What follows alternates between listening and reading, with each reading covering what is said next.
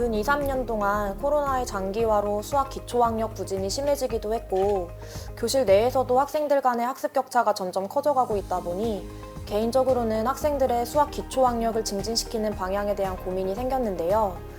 무엇보다도 학생들이 수학을 즐겁고 또 재밌게 배울 수 있는 여건을 마련하는 것이 중요하다고 생각을 했습니다. 체육을 싫어하는 아이들은 없잖아요. 적어도 잠을 자는 아이, 체육을 못하더라도 포기하는 아이는 없죠.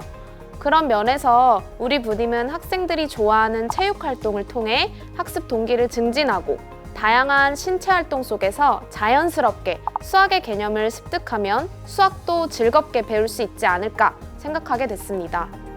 3월 모임에서는 수업의 테마를 정하는 시간을 가졌습니다. 수학과 체육의 융합이라는 키워드만 보고 소재를 떠올리는 것이 어려울 것 같아 올림픽 경기 종목을 하나씩 들여다보며 브레인스토밍을 해보았는데요.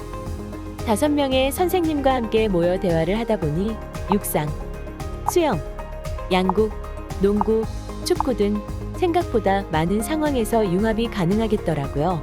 이 중 수학과 체육을 무리해서 융합하지 않는 선에서 초등학교, 중학교 1학년 수준의 수학학습 요소를 연결할 수 있는 체육 테마를 2개 결정해서 융합 수업을 공동 설계했습니다.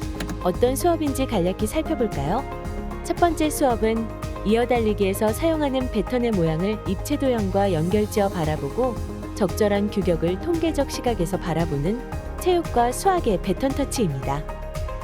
일상생활에서 쉽게 접할 수 있는 다양한 물건을 패턴으로 학생들이 직접 개조를 해보면서 입체 도형의 다양한 특징을 탐구하고 이를 바탕으로 적합한 패턴의 모양을 찾는 활동을 함으로써 올림픽의 개주 경기에서 보았던 패턴이 왜 원기둥 모양인지 정당화시켜 보도록 하였습니다. 그리고 손과 관련된 인체 치수 통계 자료를 살펴보면서 개주에 적합한 원기둥 패턴의 크기를 탐구하는 과정을 통해 학생들이 체육과 수학의 연관성을 확인하고 수학이 일상과 동떨어진 것이 아니라 실생활과 밀접한 관련이 있다는 것을 경험할 수 있도록 했습니다. 두 번째 수업은 정수의 덧셈과 뺄셈을 유스포츠 종목인 배드민턴과 결합하여 팀별로 수식노드를 만드는 미션을 수행하는 재미는 더하고 두려움은 빼는 배드민턴 수식노드입니다. 중학교 1학년 때 정수의 덧셈과 뺄셈을 제대로 하지 못하면 이후 수학을 학습하는데 어려움이 상당히 많은데요. 다양한 배드민턴 도전 활동으로 각 팀의 전략에 따라 필요한 정수 카드와 연산 기호 카드를 획득하고 획득한 카드를 활용하여 특정한 수가 나오도록 가장 긴 수식을 만드는 게임 활동의 수업을 진행하였습니다. 팀 미션을 통해 자연스럽게 협력과 소통이 이루어지고 수학적 사고가 이루어질 수밖에 없는 상황을 제시하여 체육 속에 수학이 자연스럽게 스며들게 되는 수업입니다. 수학에 흥미가 적고 자신감이 적던 아이들이 수업 이후 자신감을 얻은 모습이 인상적이었답니다.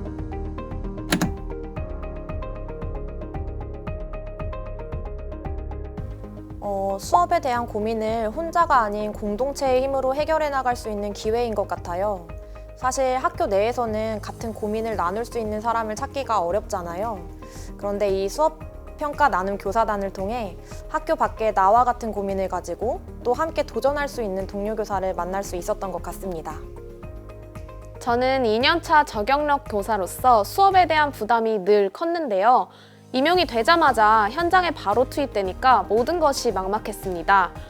나랑 비슷한 고민을 가지고 있거나 비슷한 길을 먼저 걸어간 선배 교사들의 현장의 노하우를 듣고 싶어서 수업 평가 나눔 교사단 활동에 참여하게 되었습니다.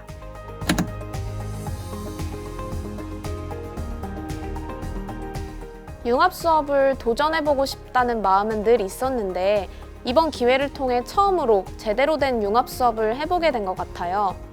융합 수업을 해보려고 해도 타 교과의 교육 과정에 대한 지식이 부족해서 늘 어려움이 있었는데요.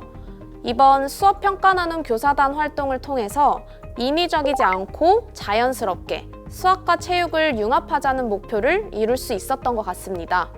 융합 수업을 해보니까 생각보다 어렵지 않고 시도해 볼 만하다는 생각이 들더라고요. 이번 모임에서 선생님들과 나눈 것들이 일회적으로 끝나지 않았다는 점이 저에게는 성과라면 성과인데요. 또 다른 주제로 수학에 어려움이 있는 학생들의 학습을 돕는 방법은 무엇이 있을까 고민하게 되었습니다.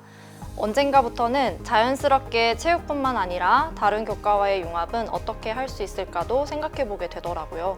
내 교과, 내 수업에 대한 시야를 넓히게 된 것 같아 좋습니다. 처음에는 각자의 학교에서 같은 고민을 가진 동료를 찾을 수 없다는 이유로 만나게 되었는데 이제는 각자의 학교로 돌아가 학교 안의 동료 교사들에게 먼저 수업에 대한 이야기를 꺼내며 손을 내밀어 볼 수 있는 자신감을 얻게 된 것 같아요.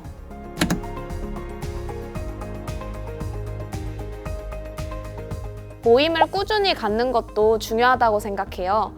그런데 학교 생활을 하다 보면 매번 오프라인으로 만나기는 엄청 어렵잖아요. 대면 모임만을 고집하기보다는 상황에 따라 온라인으로 모임을 갖거나 소규모의 인원이라도 참석해서 논의를 끊임없이 활발하고 지속적으로 가지는 것이 중요한 것 같습니다. 수업 평가 나눔 교사단의 운영에 있어 함께하는 선생님들과 많은 대화를 나누는 것이 가장 중요한 것 같아요. 저희도 비슷한 고민을 하고 있어서 만나기는 했지만 막상 만났을 때 앞으로 어떤 모임을 해야 될지 막막했거든요. 일단 자기가 생각하는 수업의 목표, 하고 싶은 활동 등에 대해서 다양하게 이야기를 시작했습니다.